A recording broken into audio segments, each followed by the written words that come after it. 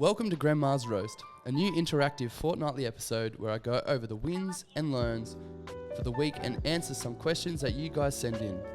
I want to make an emphasis on community this year and get to know the listeners to this podcast. So when you see a reel drop on my socials, please jump on and ask some questions. The more interaction, the more fun, and the better this year's going to be. The show will be short and sweet, roughly about 30 minutes. I'll tell 3 wins and 3 learns. After that, we have a segment called The Ins and Outs, a more informal segment, just to have a laugh. Each week, the show can evolve accordingly to what you guys kind of want. The reasoning behind this, for such a long time, for the last 2 years, I've been pondering over how connected I am with you guys as a community from my listeners. And for 2024, I want to make an emphasis on community and finally, interacting with you guys and getting to know what you really like. And this is just a fun way to kind of have a filler episode in between the guest episodes that I put out. So crack a beer or a coffee. Don't crack a beer if you're driving. Yeah, let's get into it. All right, guys. Welcome to the first episode of Gradmas Roast. Man, it has been an absolute blast of 2023. And it's going to be an even bigger 2024. I'm super pumped, man. I'm super pumped for this episode. If you listen to my first solo episode, I think it was episode 13 when I released it, to compare to now, I feel like I need to do a bit of a comparison on my social media, because it would be quite interesting to see whether or not if I've excelled and gotten better, or if I've just kind of dropped off and still the same person who stumbles over their words, can't really, their brain's just moving so fast that they can't just figure out what's going on. If you'd listened to the intro, which I'm sure you would have got a gist of what this show's about. So the first segment is wins and learns. So let's crack into it. So for this episode's wins and learns, I'm going to focus on 2023 as a whole. There's a couple of things I do want to discuss, and I would like to, just put it out there. Maybe some of you guys have had a similar year. Maybe there was some things that you really liked and some things that you didn't really like. But here are my wins and learns. So there's going to be 3 wins and learns, and each one I would kind of go into it a little bit more. So the first one is I hit a milestone with the episode downloads. So as a total, I got 1,687 downloads for just 19 episodes that were released. Now, that is insane. I can't even express how crazy that is for me. With the world of the podcast is probably about 4 million. It's rising. It's growing rapidly. Everyone wants to do a podcast, this, that, whatever. As I said, when I first started this podcast, if one person listened, I would be stoked. I would be so grateful that one person had found value in what I was trying to achieve with Creative Appetite. But the fact that, what is it? Let's get the number. Yeah, 1,687. What the actual... I should put a beepy thing in there. But that is crazy, especially for 19 episodes. I don't know what the ratio is, but man, I am over the moon. So thank you so much to everyone that actually listens and genuinely finds an interest in what I'm trying to achieve or what we are trying to achieve. It's not just me, as I've always said, it is all of us together. If you have ideas on what you want to listen to, if you have someone that you really want to come on because you'd love to hear what they've got to say, either just message me directly, comment on posts, share the podcast, tell them to message me. I don't care what you do, just let's get it happening for 2024. Number 2, man, this one is actually pretty wild. I've successfully moved to Bali. So I've moved country. What the hell?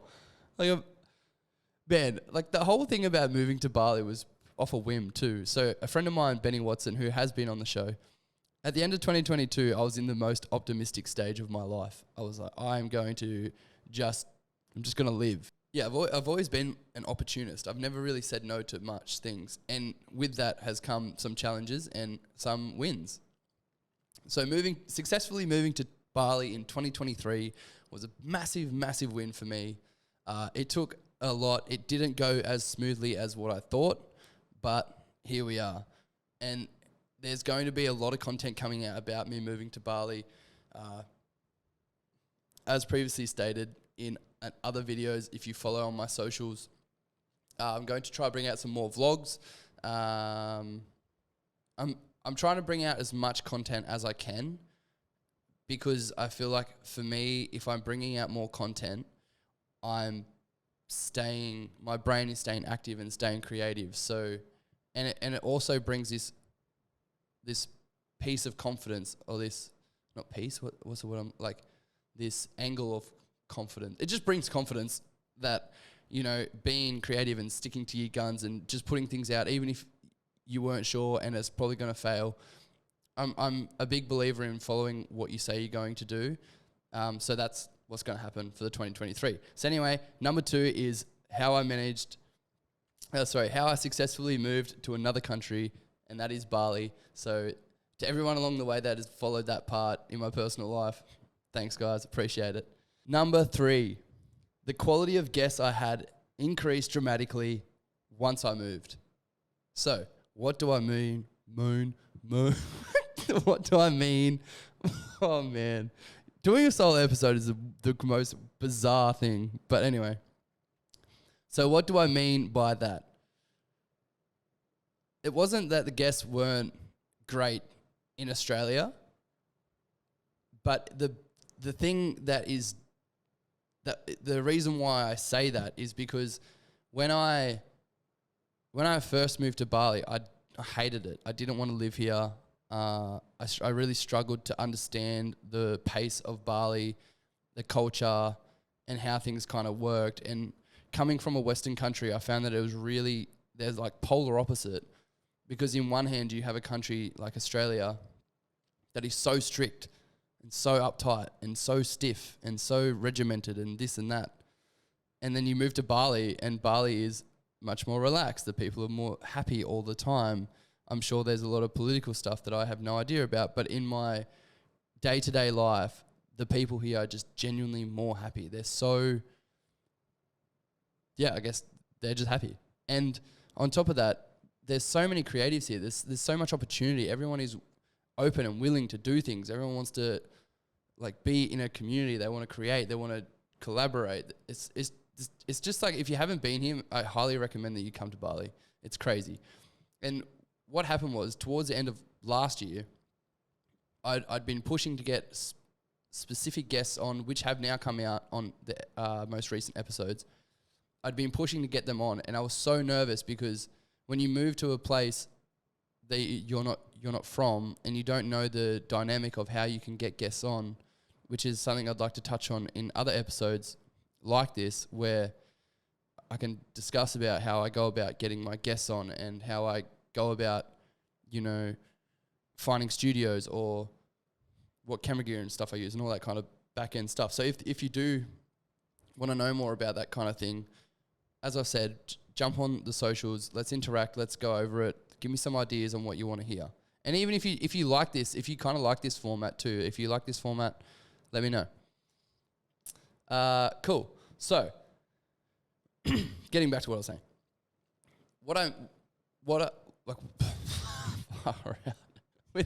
With the quality of guests is what I meant by that was that there was a couple of high profile guests that I genuinely didn't think I was going to get on, but I just put myself out there, and I believe that because of the mindset and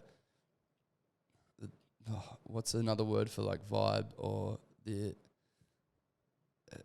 or energy for it's because my energy was and my mindset was so strong, and what I was, I guess, emanating outward of creativity. I feel like a lot of the time that has been probably the most like 90% of me getting guests on is just from me being my true self and just you know, just going out there and just giving it a go.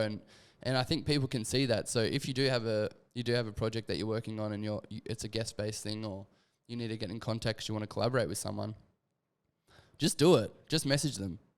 The worst thing they're going to do is say no. So yeah, so that's what I mean by that. So I had a couple of high profile guests, and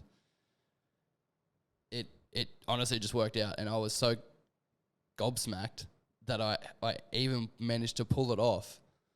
Like one of the guests that I had on, I literally I messaged another guy that was flew him over to Bali to do some special guest night, and I just messaged him out of the blue, and they were like, "Yep, we can get him on in this time." So, and that was just off the biggest whim. So, man, that's what I mean. It was just this weird run of like all these guests just running on in, and I'm so happy that worked out for me. Okay, so now we're going to get into the learns. Number 1, set small goals and not be distracted. This is a huge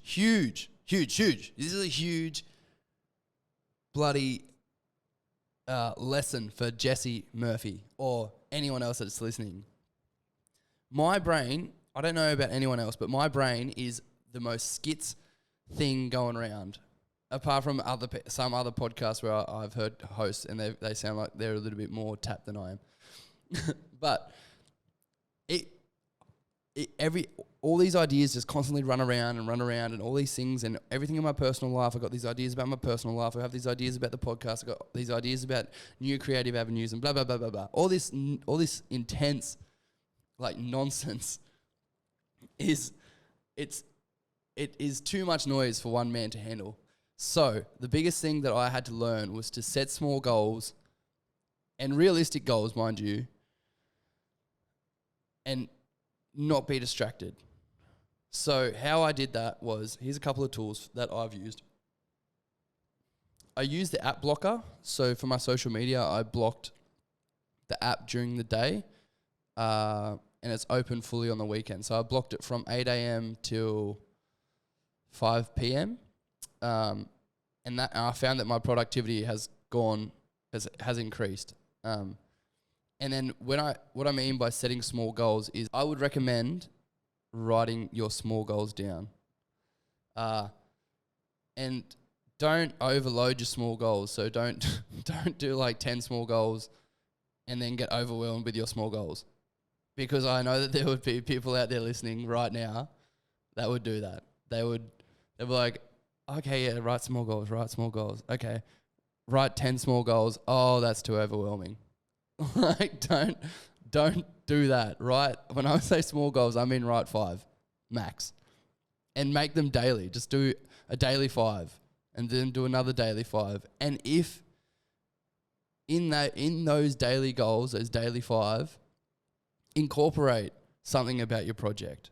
Incorporate it every second day. There's no structure to how you live your life in regards to it's what works best for you. For me, I found if I write 5 daily goals and then I try to achieve those, whether it be stretching for 30 minutes or editing 2 reels a day or whatever it may be, as long as I can stick to them, I'm slowly retraining myself to be disciplined. Number 2, how to manage discipline. This one is the bane of my existence. And I know the rest of you listening out there right now is probably the bane of your existence as well. So let's do this together. Okay, so how I manage my discipline for the most part is kind of through the first one, is setting small goals and making them a non-negotiable. And that's why I say don't set 10 goals, 10 small goals, because you're just overwhelming yourself. Set 5 small goals. And like all the other motivational videos that you will see, and there's people out there way more qualified than I am, but this is just what has worked for me, is that I set the small goals, I complete them, but I'm not too hard on myself if I manage to slip up a friend of mine has given me one of the best pieces of advice for managing discipline. You can do something, you can have a day off, but you can't have 2 days off in a row. So what I mean by that is you can go to the gym and then you can have a day off after, but you can't have 2 days off the gym. That is the basics of it. I'm sure you can wrap your head around the rest. So number 3, man, my biggest, one of my biggest stresses last year was that my stress in life in general is the trajectory of what I think my life is going to be. I don't know if this works for you, but for me, like in everyone's head, you're like, my life is going to go like a rocket and go straight up. But what I've really had to learn and finally truly understand is that your trajectory is not linear. I believe that is the correct terminology. It's like a roller coaster, and there's nothing wrong with having lows, like the ebbs and flows of life. There's nothing wrong with having low parts in your project, because for the most part, most people's projects take a good solid 5 to 10 years, I would say, before they truly take off. Like most people that you look up to probably didn't make it until they were like 40. Not talking about the people that are 40 now, but you kind of get what I'm trying to say. Is that I had to truly learn that it's okay that I didn't really do too much last year and not be so hard on myself. And you're allowed to wait for the creativity boat to come back around and pick you up and take you off again. All right, let's get to the ins and outs. All right, the way this segment kind of works is there's an in, and then there's an out.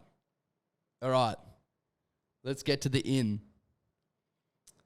The in for me for this fortnight is reading before bed.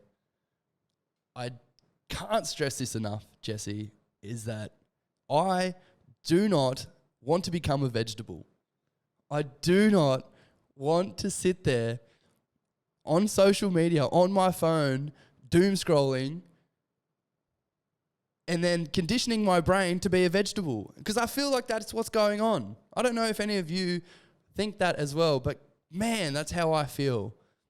These apps have sucked the life out of my creativity and my brain, and I don't want to become a vegetable. So the ins for this week, or this fortnight, are reading either before bed or getting up early in the morning to read 10 pages. A friend of mine, Jaden Cooley, who has the book club on YouTube, he reads 15 minutes every morning before he goes and starts his day. And I think that's really, really cool. So reading, I don't know the scientifics behind it, but I'm pretty sure it does activate your brain and stimulate your brain in a way that is much better than social media. So that is my in for the fortnight. Reading so I don't become a vegetable. Outs. All right. This one is kind of weird. And so if you don't know me on a personal level, if you're only just coming to this podcast, then I highly recommend going back and listening to some of the episodes. There's an episode where I do an interview which may give you a bit better basis of who I am. But one of the big things about me is I ponder on everything in life. I will ponder on the most random things, as I'm sure you do too. But the thing that I've pondered on, which is an out for me, is don't stay up late in a rabbit hole on TikTok watching conspiracy theories on time travel, or just conspiracy theories in general. Do not stay up late and do that. Your brain, for some reason, I don't know I don't know the scientific backing on this, but when your brain is super fatigued, everything starts to make sense. I literally was caught up watching a guy string, like with a full, like it was some serial killer. That's what it seemed like. He had all these pictures and all these dates and timelines, and he had string running to everything. There is a specific name for that style of investigation. And he's talking about time travel and how Back to the Future and all these other things just kind of align. And I was like, it generally started to convince me that I was like, maybe this is legit. And getting back to like my in, it's like, I don't want to be a vegetable. So I've decided that is out. So that's an out for me for this fortnight. Don't be staying up late till 11 a.m. Anyway, all right, guys. So it's come to the end of this little episode, this fun little, I guess, sharing of the fortnight that has been, my thoughts on things. If you really like this episode, please follow follow Spotify, follow Apple Podcasts, follow my socials, send me a message. Please leave a review. Leaving a review also helps a lot. And if you have any questions, so if you got any questions about any of the things that I've said, basically what we're going to do is I'm going to post up some things related to this episode. Comment down below what you think of it. Give me your ins, give me your outs, give me your wins and learns. And over the next couple of episodes, I'm going to start incorporating your wins and learns and your ins and outs and make this more interactive. As I said right at the start, this is an interactive podcast episode. So you and I can get to know each other. I can get to know what my listeners genuinely like. And on top of that, don't forget, like the guest episodes aren't going anywhere. This is just a piece of fun, like a bit of fun to like let the steam off for your fortnightly Friday morning when these are going to start coming out. Just have a bit of a laugh going into the weekend. As always, guys, thank you so much. This has been a blast. I'm super pumped for this. Hang around for the next one. Let's go.